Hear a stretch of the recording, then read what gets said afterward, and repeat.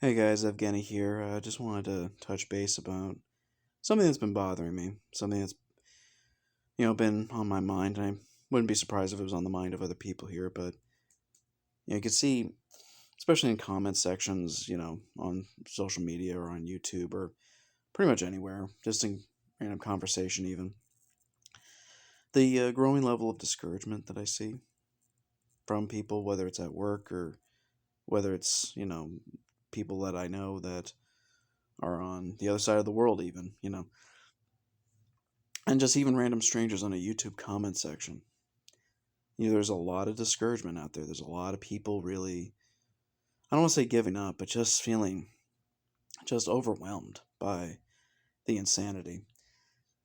And I think there's two ways we can, two things that we can do as far as improving this mindset, which I think all of us have the potential either to fall into or are already struggling with currently. And, when it comes to the despairing over the future. And the first thing is, yeah, not to get discouraged. Okay, because when we get to that point, when we let it drive us to despair, then yeah, it is over. It is lost. But if you can grit your teeth and push through, there's going to be a surprising amount that you're still able to do. And it's at moments like that when we're at that limit.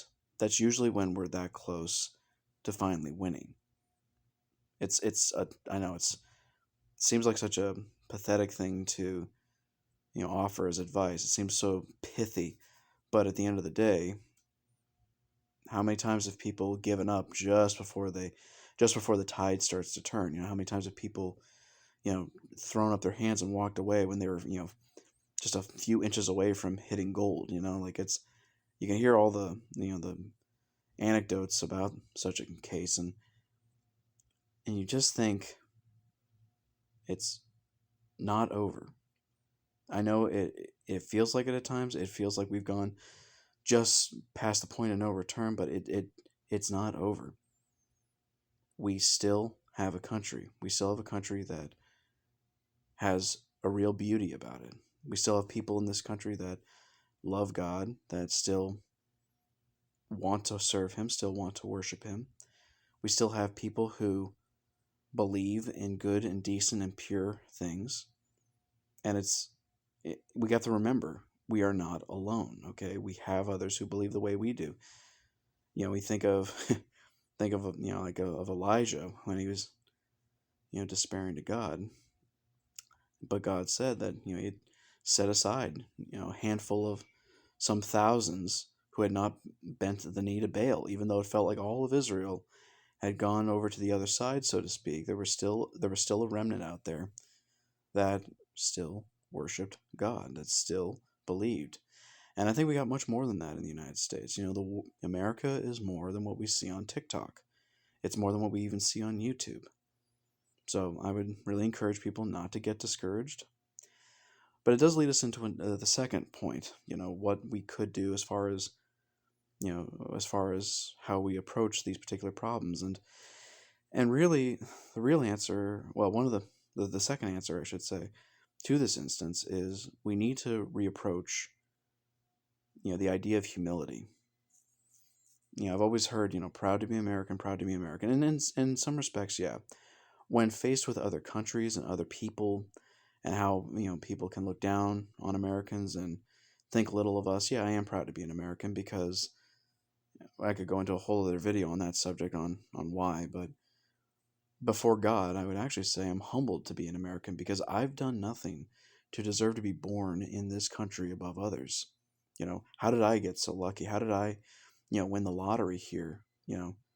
I'm born into what I consider to be the greatest country in the world. So yeah, I think it's moments like that where we need to humble ourselves before God. We need to recognize where we've gone astray as individuals, and where we need to start lifting up this country in prayer. I look at the past, and it's interesting the tiny amount of tiny amount of ground that we've given over the decades. God got kicked out of school, then he got kicked out of higher academia, you know, and with that went so many other things. Like we got rid of the key figure of our foundation, which is the concept of God. And where do we go from there? We watched one definition after another get completely torn apart. I mean, now we're all the way down to what is a woman? You know, we have a whole generation that believes that feelings actually have some bearing on the truthfulness of a claim, which is absolutely idiotic. It's amazing what happens when, yeah, when you tear down these old fences. I mean, they seem archaic and out of place, but you don't actually pause long enough to think, maybe these were up here for a reason. Like these fences actually served a purpose. And not only are the wolves amongst the sheep now, but we have to apologize to the wolves for inconveniencing them if we even have a wayward thought about not wanting their fangs at our throat. Like it's insane the amount of appeasing that has to happen in order for degenerates to feel calmed and feel assuaged of any inconvenience, even though they're the ones doing disgusting, horrible things to us. But I can go down that rabbit trail another day.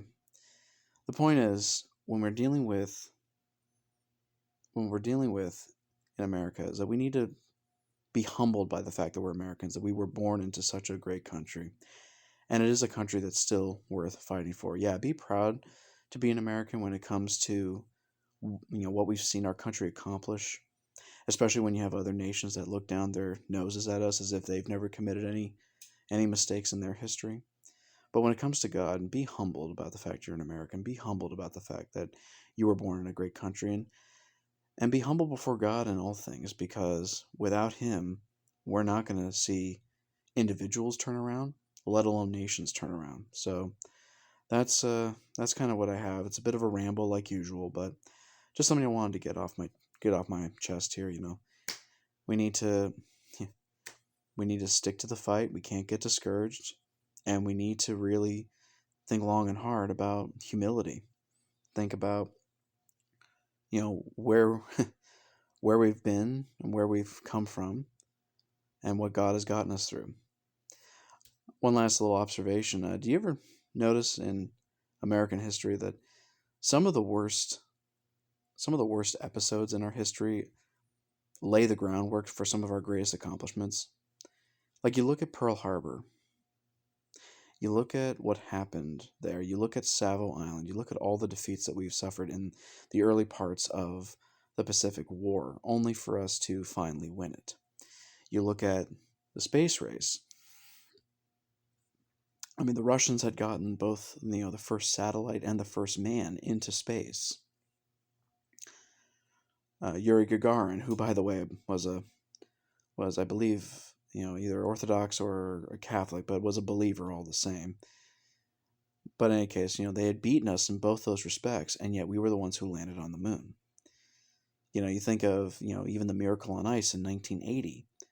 This young amateur team, and they lose to the Soviets, at Madison Square Garden in New York, but they eventually beat the Soviets and eventually win the gold. So, this idea that America, when she's down, that's when you got to watch out.